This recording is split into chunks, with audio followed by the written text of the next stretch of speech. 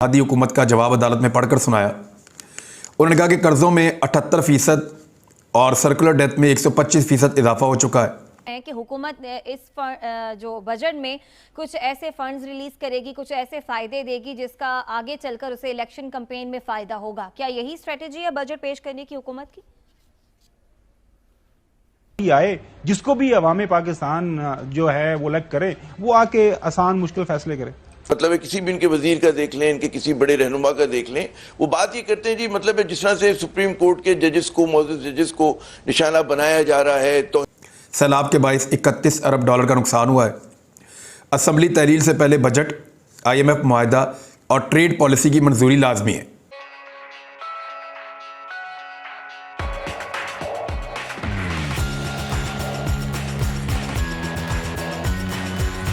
यानी हम बजट भी देना चाहते हैं, IMF के साथ मुआहदा भी मुकम्मल करना चाहते हैं असम्बली तहलील करने से पहले, और ट्रेड पॉलिसी की मंजूरी भी लाजमी है। देखें, अगर ये तीनों चीज़ें हुकूमत करती है ना, फिर तो इलेक्शन होने ही नहीं पाकिस्तान में।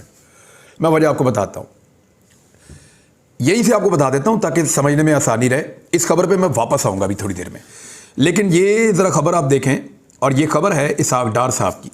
इसहाक डार साहब की तरफ से खबर है, और ख़बर ये है कि शहबाज राणा साहब ने यह खबर दी है कि IMF से फ़ंड की मंजूरी के लिए मौजूदा हुकूमत को बजट दिखाना पड़ेगा। यानी जो बजट इसहाक डार साहब पाकिस्तान का बनाएंगे, वो बजट IMF को दिखाएंगे, उसके बाद IMF मंजूरी देगी अपने फंड्स की। और ये उन्होंने कहा कि ये चीज़ इसहाक डार साहब के हवाले से उन्होंने कही है, और इसहाक डार साहब से पहले ये बात कुछ और लोग भी कह चुके हैं। यानी मिफ्ता इस्माइल साहब भी ये बात कह चुके हैं, कुछ और लोग भी कह चुके हैं। तो डार साहब क्योंकि इकॉनमी इस वक्त चला रहे हैं, तो उनको बजट अपना बनाकर IMF को दिखाना पड़ेगा। IMF उस बजट को देखेगी, उसके बाद वो मंजूरी देगी अपने फंड्स की। तो यहाँ पे आप रुक जाएं, वापस चलते हैं अपनी खबर पे। खबर ये कह रही है, जो हुकूमत कह रही है, वो ये कह रही है कि 3 चीज़ें हमें करनी इलेक्शन करवाने से पहले। पहली चीज़ वो कौन सी बता रहे हैं कि असम्बली तहलील से पहले IMF से मुआहदा और बजट, ये दोनों चीज़ें मैंने आपको बता दिया कि बजट दिखाएंगे तो IMF से मुआहदा होगा। और नंबर 3, ट्रेड पॉलिसी की मंजूरी लाजमी है।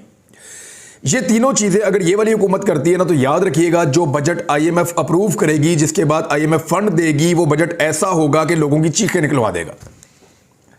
और एक ऐसे बजट के बाद कौन सी पागल हुकूमत होगी जो अगले 1 साल तक भी इलेक्शन में जाना चाहेगी? ये फिर इलेक्शन में नहीं जाते।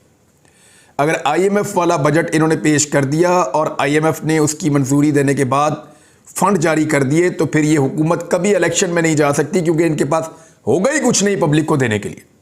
या फिर ये मुआहदे की खिलाफ वर्जी करेंगे और वो ये कर नहीं पाएंगे, क्योंकि IMF इस मरतबा इनको बांध के लाएगी इस सारे मामले में। ट्रेड पॉलिसी को बड़ी बात नहीं है। ये तीनों चीज़ें अगर निगरान हुकूमत करेगी ना, तो फिर ठीक रहेगा। यानी मौजूदा हुकूमत ने अगर ये 3 चीज़ें की, तो वो इलेक्शन में कभी नहीं जाएगी, कम से कम 1 साल तक तो नहीं जाएगी। लेकिन अगर ये चीज़ें निगरान हुकूमत ने की और मौजूदा हुकूमत पहले तहलील हो गई, तो फिर मामला आगे बढ़ जाएगा। अब ये चाहते हैं कि ये 3 चीज़ें करें, और हुकूमत ने ये मौक़िफ़ रखा। चीफ जस्टिस ने कहा जवाब में, IMF मुआहदे पर जोर दिया गया, लेकिन अदालत में इशू आईनी है, सियासी नहीं है, और सियासी मामला अदालत सियासी जमातों पर छोड़ देती है। चीफ जस्टिस ने कहा कि IMF मुआहदा और ट्रेड पॉलिसी की मंजूरी क्यों ज़रूरी है। वही सवाल है जो भी मैं उठा रहा था। फारूक H नाइक ने बताया कि बजट के लिए IMF का कर्ज मिलना ज़रूरी है, जबकि IMF ये कह रहा है कि पहले बजट दिखाओ फिर आपको कर्ज मिलेगा, और असम्बलियाँ ना हुई तो बजट मंजूर नहीं हो सकेगा। बजट तो वैसे निगरान हुकूमत ने भी पहले मंजूर किया पाकिस्तान में, ये पाकिस्तान में एक मिसाल मौजूद है। चीफ जस्टिस ने पूछा कि IMF कर्जा ज़खायर में इस्तेमाल होगा या कर्ज़ों की अदायगी में। फारूक H नाइक ने कहा कि यह जवाब वज़ीर ख़जाना दे सकते हैं। चीफ जस्टिस ने रिमार्क्स दिए कि असम्बली तहलील होने पर भी बजट के लिए आइन 4 माह का वक्त देता है। क्या बजट IMF के पैकेज के तहत बनता है? अखबारात के मुताबिक दोस्त ममालिक भी कर्जा IMF पैकेज के बाद देंगे। क्या पाकिस्तान तहरीक इंसाफ ने बजट की अहमियत को कबूल किया या रद्द किया? आइन में इंतखाबात के लिए 90 दिन की हद से कोई इनकार नहीं कर सकता। देखिए, PTI क्यों बार बार ये कह रही है कि आप IMF के जो शराइत हैं उनसे मुताबिकत वाला बजट पेश करें, कोई सियासी बजट ना पेश करें, क्योंकि वो ये कह रहे हैं ज़ाहिर है इसके बाद हमारी हुकूमत है, तो कोई ऐसा ये बजट सियासत की वजह से ना पेश करें कि जिसमें उनको आके ये प्रोग्राम रिज्यूम कराने में मुश्किलात का सामना करना पड़े। ये जो बजट है ना जी, अब तो वैसे ये सारा मामला चंद दिनों का, एक दो हफ्तों का रह गया है। इसमें अंदाजा हो जाएगा आपको कि इलेक्शन कब हो रहे हैं। अगर तो ये सियासी बजट हुआ जिसमें IMF की शराइत को बालाए ताक रखा जाएगा जी, जिसमें सियासत को तरजीह दी जाएगी, तो समझें कि इंतखाबात जो हैं वो फिर जल्द होने जा रहे हैं। ये जो भी मुज़ाकराती अमल और उसके नतीजे में या जो भी प्रेशर और अदालत की जो हुक्म अदूली की तलवार, तो फिर तो समझें कि इलेक्शन जो हैं ये जल्द कराने के मूड में होंगे, चाहे वो सितंबर में हो, अगस्त में हो। लेकिन अगर ये IMF का बजट लेकर आएंगे, जो कि इनको लेकर ही आना पड़ेगा, क्योंकि अगर मुल्क का भी सोचें तो इनको IMF की शराइत के मुताबिक बजट लाना पड़ेगा, उनको रियलिस्टिक बजट लाना पड़ेगा, वो पॉपुलर बजट नहीं ला सकेंगे।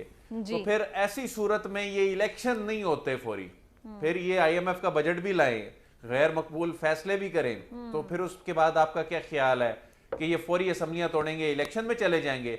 फिर ये इलेक्शन जो कि इसकी मुकर्रर तारीख बनती है जो अक्टूबर में है, फिर ये अक्टूबर से आगे लेके जाने की भी शिकें जो हैं वो निकलेंगी, फिर कोई इमरजेंसी क्लॉजेस पे भी बातें होनी शुरू हो जाएंगी। अच्छा, तो फिर ये आपके ख्याल में IMF का बजट देने के बाद ठीक।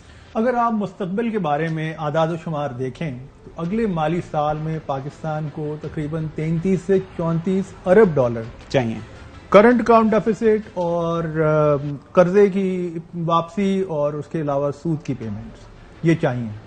और पाकिस्तान को इसलिए लाजिमन एक और IMF प्रोग्राम में जाना पड़ेगा। ये प्रोग्राम खत्म होगा तो दूसरा एक तूफान सर पे खड़ा होगा, बल्कि मार्केट में बातें हो रही हैं कि 10 अरब डॉलर का एक IMF प्रोग्राम नया वाला अब इस साल जुलाई अगस्त में या उसके बाद शुरू हो जाएगा। उसकी सख्त शराइत होंगी। सवाल तो ये है कि अब इस वक्त तक आपने जितनी सख्ती अवाम के साथ पे की है, जितना बोझ डाल दिया है, बिजली के नर्ख देख लें, गैस के नर्ख देख लें और चीज़ें देख लें, महंगाई का जो तूफान खड़ा हुआ है, ये यहाँ पे रुकेगा नहीं। क्या इस मुश्किल सूरत हाल को बेहतर तौर पे इसको मैनेज करने के लिए आपको एक फ्रेश सियासी मैंडेट के साथ आगे बढ़ना चाहिए, या आपको अपनी टेन्योर को किसी ना किसी तरह एक्सटेंड करना चाहिए, जो कि अच्छा चौधरी साहब, मेरा सवाल भी ले लें और अगर सवाल करना है आप बुखारी साहब से वो भी कर लीजिएगा। खबर यही है, वो कहते हैं जो मर्जी कर लें, हम खुदकशी कर लेंगे, खुद अपने आप को कुछ के साथ कुछ कर लेंगे, इंतखाबात में हमने नहीं जाना। Over to you sir. नहीं, आज तो बिल्कुल लेट गए हैं। आज कहते हैं जी वो हमें मौका दें, हम वो काफी हम जो है असम्बलियां जो है वो तोड़ देंगे वक्त से पहले। जो पहले कहते थे कि उनको नहीं तोड़ना का, पता नहीं क्या कुछ हो जाएगा, आसमान गिर जाएगा। तो आज तो वहाँ उन्होंने जवाब जो जमा कराया सुप्रीम कोर्ट को, उसको हमें उसको बड़ा सीरियसली लेना चाहिए। अब बात यह है कि 14 मई के अंदर इन्होंने असम्बलियां तोड़नी है या बजट पेश करके तोड़नी है, ये बात इतना इख्तलाफ ज्यादा रह नहीं गया। खान साहब कहते हैं इनका इतवार नहीं है, लिहाजा मैं पहले ये तोड़ के या सुप्रीम कोर्ट में जमा कराएं कि ये एडवाइस है, फलां डेट को ऑटोमेटिकली असम्बली टूट जाएगी, यानी कोई guarantor other than this government नहीं। वो तो चौधरी साहब बड़ा आसान है। आज भी सुप्रीम कोर्ट में मोहतरम चीफ जस्टिस साहब ने यह फरमाया कि 2-3 दिन के अंदर अगर आप किस तारीख के ऊपर आप बात कर लेते हैं, बड़ा आसान है। एक लिखें, एक ड्राफ्ट होगा, उसमें हुकूमत वक्त और अपोजिशन लिख के दे देगी इस तारीख को असेंबली टूट जाएगी, इस तारीख को निगरान आ जाएंगे, इस तारीख को मुल्क के अंदर इंतखाबात हो जाएंगे, उसको एक सुप्रीम कोर्ट के ऑर्डर के साथ प्रोटेक्शन मिल जाएगी। मसला मुश्किल नहीं है। आप तो बुखारी साहब इलेक्शन देख रहे हैं मुल्क के अंदर, इस वक्त बहुत ज्यादा बेयकीनी की सूरत हाल है और ये बड़ी परेशान कुन है। ये पाकिस्तान